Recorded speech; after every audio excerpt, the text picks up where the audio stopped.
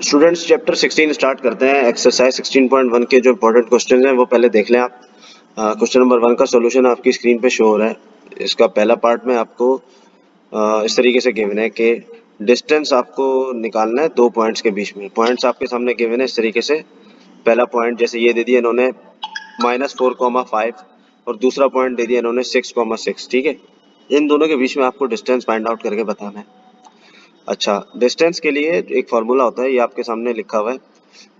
ये इस तरीके से मॉड में करके इसको लिखते हैं। जैसे दो पॉइंट्स है अगर ए बी, तो मॉड में A B is equal to under root के अंदर x2 माइनस x1 का whole square plus y2 minus y1 का होल स्क्वायर। अच्छा, x2 y2 और x1 y1 क्या है? जो पहला पॉइंट है जाहिर सी बात है उसका FC से x1 हो जाएगा और ऑर्डिनेट जो है y1 हो जाएगा, और दूसरे पॉइंट का FC से x2 हो जाएगा और ऑर्डिनेट y2 हो जाएगा। ठीक है, तो आप यही करें, इधर आप इस तरीके से लिख दें हेयर, ये पहला पॉइंट जो -4,5 है ये बराबर है x1 y1 के, और दूसरा पॉइंट जो है 6,6 ये बराबर है x2 y2 के। जब ये दो पॉइंट्स आपके सामने आ गए तो आप इनको उठा के इस वाले फॉर्मूले में लिख दें जो डिस्टेंस फार्मूला है। आप इज इक्वल टू करके अंडर रूट डालें और इसको इसी तरीके से जैसे मैंने लिखा हुआ है आपको x2 माइनस x1, ये x1 -4 है तो इसको ब्रैकेट में लिख दें माइनस के बाद, प्लस y2 माइनस y1 का होल स्क्वायर, ये ऐसे लिख दिया। फिर आप इसको सॉल्व कर लें सिंपल मैथ के जरिए, अंडर रूट करके कंटिन्यू कराया, ये आपके पास आ गया इसका आंसर अंडर रूट में 101। और यूनिट आपके सामने डिफाइन नहीं है तो आप इसको सिंपल इस तरीके से लिखते हैं यूनिट, कि इसका जो भी यूनिट हो, चाहे मीटर किलोमीटर डिस्टेंस, तो इसी उसमें यूनिट में नापते हैं। तो इन्होंने ये चीज़ तो डिफाइन नहीं की, आप सिंपल इसके आंसर में ऐसे लिख दें अंडर रूट 101 यूनिट, तो ये आपका आंसर हो जाएगा। फिर देख लें पार्ट 2 में भी इस तरीके से दो पॉइंट्स हैं, सेम इसी तरीके से इसको सॉल्व किया हुआ है। इसका फॉर्मूला आपके सामने ये गिवन है, आपने इन दोनों को डिफाइन कर दिया x1 y1 x2 y2 और इसको सॉल्व कर लिया।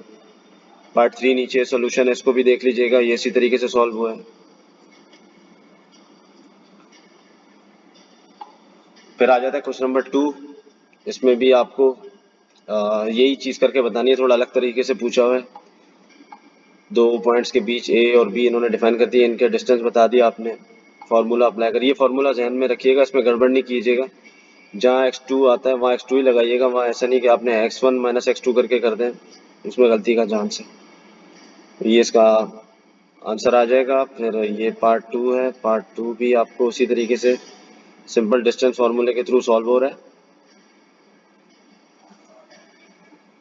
फिर ये क्वेश्चन नंबर 3 आ जाता है, इसमें आपको ट्राइंगल का पैरामीटर फाइंड आउट करके बताना है। तो ट्राइंगल यानी क्योंकि इन्होंने 3 पॉइंट दिए तो 3 पॉइंट ज़्यादा ट्राइंगल के ही होते हैं, वो चाहे राइट हो, एसोसलेस हो, इक्विलेटरल हो, कुछ भी हो।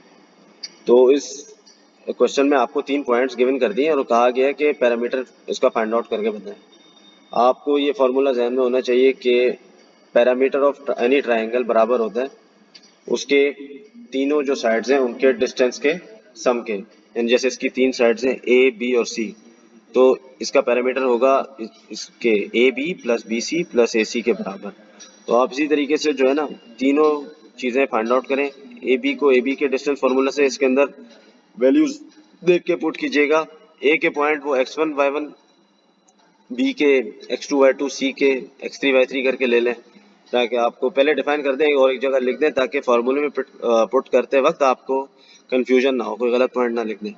तो आपने यही किया, यहाँ पे ए बी का वैल्यू निकाल दिया, बी सी का निकाल दिया, ए सी का निकाल के फिर पैरामीटर के फॉर्मूले में तीनों वैल्यूज़ को रख के आपने इसका आंसर शो कर दिया, जो कि 4 + 4 + 4 ये आ रहा था 12 यूनिट। तो ये हो जाएगा आपका आंसर।